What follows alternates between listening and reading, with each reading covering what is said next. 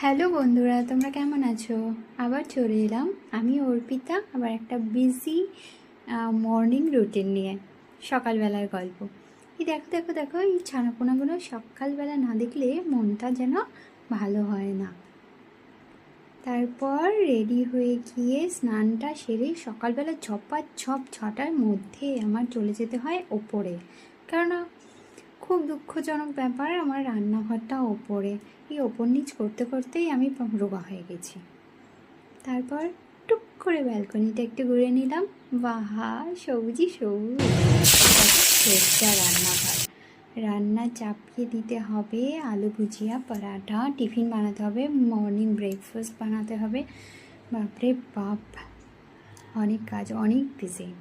একটা একটা করে জোগাড় করতে করতেই প্রচুর টাইম হয়ে যায়।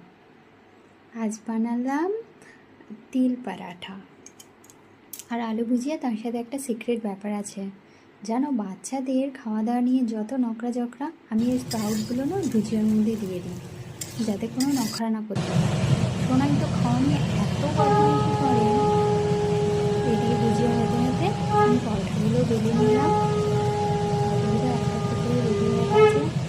আর আমি কিন্তু ঘি দিয়ে সেঁকি না, পরে ঘিটা লাগিয়ে দিই, না ছেলে খেতে চায় না।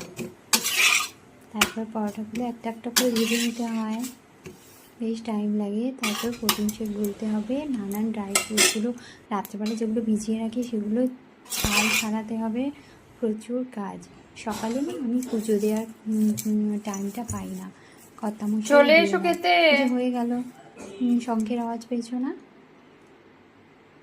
সোনার টিফিনটা প্যাক করতে হবে, উনি তো খেয়েই চলে যায়, দুপুরে লাঞ্চটা বাড়িতে এসেই করে। আমি ড্রাই ফ্রুটগুলো ওকে টিফিনেই দিয়ে দিই, যাতে বন্ধুদের সামনে এম্বারেস ফিল করবে, তো খেয়ে নেবে। বাড়িতে দিলে নকরা চকরা করবে। দেখো আস্তে আস্তে টিফিনগুলো প্যাক করে নিলাম। ফুল টু একেবারে।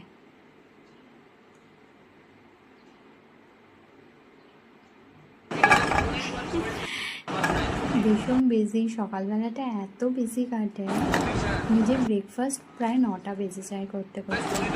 সোনা বেরিয়ে যায় 7টা, 7:15 মধ্যে, উনি বেরোয় 8টায়। তারপরে আমি ব্রেকফাস্ট করতে বসি। আর আমি এর জন্য সকালে পুজোটা দিতে পারি না, ওটা উনিই সেরে দেয়, দুপুরের ভোগটা আমি দিই। এই যে দেখো, তারপর বসলাম, অবশেষে এলো আমার পালা। খেতে বসেছি। আজকে